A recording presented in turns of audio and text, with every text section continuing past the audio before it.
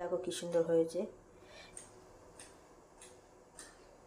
আলুর দম মাংস কষা দিয়ে ভালো খেতে পারবেন, ঝোলা গুড় দিয়েও খাওয়া যাবে। হেভি দেখতে হয়েছে, দেখো কি সুন্দর হয়েছে।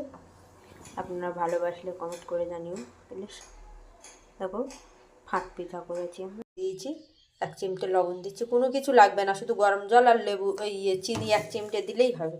আমি এই চালের গুঁড়ো দিয়ে দিচ্ছি, নরম নরম থাকবে, কি সুন্দর। এই যে মাখিয়ে নিচ্ছি, এরকম নরম নরম থাকবে, হাতে একটু লেগে থাকবে। দেখো আমাদের আটা মাখা হয়ে গেছে, এই চালের গুঁড়ো মাখা হয়ে গেছে, নরম করে মেখেছি, হাতে জুড়ে যাচ্ছে। আর এই সিরিঞ্চি যা নিয়েছি এর মধ্যেই আমি ফাঁদের পিঠে তৈরি করব। মাকড়সা বলো ফাঁদ বলো, এইভাবে এর মধ্যে দিয়ে আমি চালের গুঁড়ো এই যে ছাদা করে নিয়েছি আগে থেকে দিয়েছি টেস্টিতে। আর এই সাদা থালায় আমি বসিয়ে দিয়েছি, সাদা থালায় আমি একটু তেল ব্রাশ করে নেবো অল্প করে, সামান্য, না যেন জড়িয়ে যায়, এই জন্য ফাঁদের পিঠা করছি। এই যে সিরিঞ্চি দিয়ে ঘুরিয়ে ঘুরিয়ে উপকরণ দিয়ে আমি এই যে ফাঁদ পিঠে করলাম। ফাঁদ বলো মাকড়সা বলো যাই বলো, দেখো কি সুন্দর হয়ে যাচ্ছে। এই যে দেখো আমি আস্তে আস্তে নামিয়ে নেবো। দেখো এরকম করে করে নেড়ে দিচ্ছি, 5 মিনিট সেদ্ধ করলে হয়ে যাবে ফাঁদ পিঠা।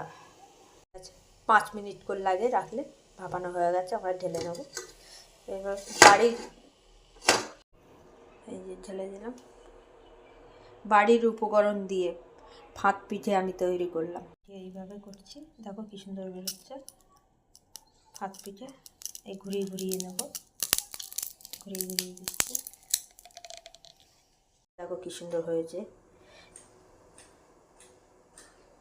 আলুর দম মাংস কষা দিয়ে ভালো খেতে পারবেন, ঝোলা গুড় দিয়েও খাওয়া যাবে। হেভি দেখতে হয়েছে, দেখো কি সুন্দর হয়েছে। আপনারা ভালোবাসলে কমেন্ট করে জানিও প্লিজ। দেখো ফাঁদ পিঠা করেছি আমরা, ঝাল হয়ে গেছে, কি সুন্দর কালার এসছে। দেখো তেলাপিয়া মাছের তেল ঝাল। আপনারা ভালোবাসলে কমেন্ট করে জানিও প্লিজ।